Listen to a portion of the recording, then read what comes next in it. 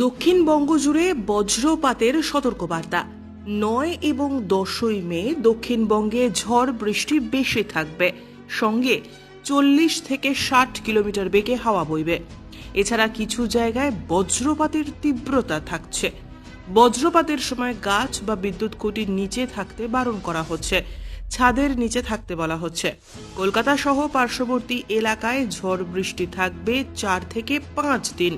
উত্তরবঙ্গে তুলনামূলকভাবে বৃষ্টি কম হবে, তবে সাথে 30 থেকে 40 কিলোমিটার বেগে হাওয়া বইবে। 14 তারিখের পর কিছুটা হলেও বৃষ্টি কমবে। গরমের লম্বা স্পেলিং এর পরে বঙ্গোপসাগর থেকে প্রচুর জলীয় বাষ্প ঢুকছে বঙ্গে।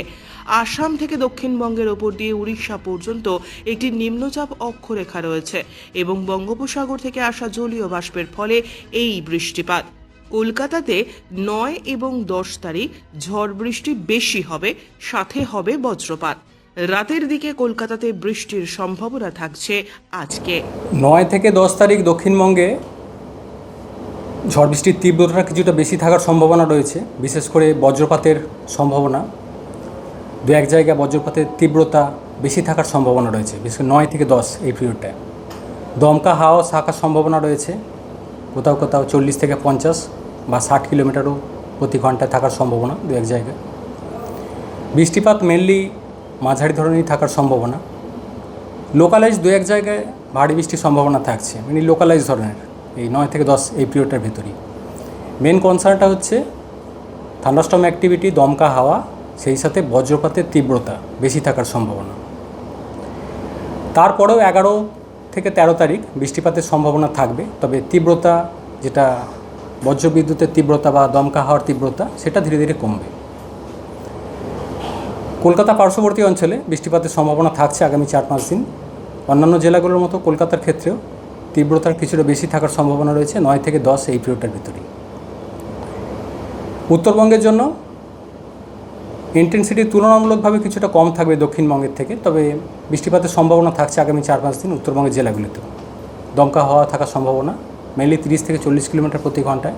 কিছুটা বেশি থাকবে দক্ষিণবঙ্গের সংলগ্ন জেলাগুলি রয়েছে, অর্থাৎ মালদা, দক্ষিণ দিনাজপুর, উত্তর দিনাজপুর এই সাইডটা। তাপমাত্রার উল্লেখযোগ্য খুব একটা পরিবর্তন থাকবে না আগামী 4-5 দিন। তারপর আস্তে আস্তে বৃষ্টিটা যখন কমে যাবে, বৃষ্টিটা বন্ধ হয়ে গেলে তারপর তাপমাত্রা আবার কিছুটা বাড়বে। 12 তারিখের পর কি আবহাওয়ার পরিবর্তন? মোটামুটি 12 তারিখ পর্যন্ত বৃষ্টিপাতের সম্ভাবনা থাকছে। তারপর এখন যেটা চলছে, প্রায় ফ্রিকুয়েন্ট বৃষ্টিপাত হচ্ছে, দমকা হাওয়া থাকছে, সেইটা কিছুটা কমার সম্ভাবনা। মোটামুটি 14 তারিখ নাগাদ গিয়ে হয়তো কমবে। এই যে এক সপ্তাহ ধরে ক্রমাগত বৃষ্টি হচ্ছে, এই মুহূর্তে যে বৃষ্টিটা হচ্ছে, ঝড় হচ্ছে, তার কেন, কারণটা? একটা একটা লম্বা স্পেল চলছিল আমাদের হিটওয়েভের, গরম ছিল, তো অ্যাটমসফিয়ারিক ইনস্টেবিলিটি অনেক বেশি ছিল। সেই সাথে এখন যেটা হয়েছে, চেঞ্জ হয়েছে প্যাটার্ন, উইন্ড প্যাটার্ন চেঞ্জ হয়েছে। বঙ্গোপসাগর থেকে জলীয় বাষ্পের প্রবেশ অনেক বেড়েছে। সেই সাথে ফেভারেবল কোথাও ঘূর্ণাবর্ত বা নিম্নচাপ অক্ষরেখা টাইপেরও রয়েছে। যেমন আজকে যদি বলা হয়, আসাম থেকে নর্থ উড়িষ্যা পর্যন্ত একটা নিম্নচাপ অক্ষরেখা রয়েছে দক্ষিণবঙ্গের উপর দিয়ে। তো মেনলি এই ধরনের সিস্টেম কিছু থাকছে, জলীয় বাষ্পের প্রবেশও বেশি থাকছে। এই কারণে এই ধরনের এই অ্যাক্টিভিটি, থান্ডারস্টর্ম অ্যাক্টিভিটি এখন চলছে। কলকাতার ক্ষেত্রে সম্ভাবনা থাকছে বৃষ্টিপাতের, মেনলি তীব্রতা বেশি থাকবে 9 থেকে 10-এর মধ্যে। দমকা হাওয়া, বজ্রবিদ্যুৎ সহ বৃষ্টিপাতের সম্ভাবনা থাকছে। সমুদ্রে জলোচ্ছ্বাস এবং মৎস্যজীবীদের সতর্কতা একটা ছিল, এই মুহূর্তে এই মুহূর্তে মৎস্যজীবীদের জন্য সেরকম সিগনিফিক্যান্ট অতটা নেই। কোন কোন জেলার ক্ষেত্রে এই যে ঝড় বৃষ্টি বা থান্ডারস্টর্ম অ্যাক্টিভিটিস বেশি হতে পারে? বেশি হতে পারে দক্ষিণবঙ্গের সব জেলাতেই। দক্ষিণবঙ্গের সব জেলাগুলোতেই ইন্টেন্স থান্ডারস্টর্ম, লাইটনিং অ্যাক্টিভিটির সম্ভাবনা থাকছে।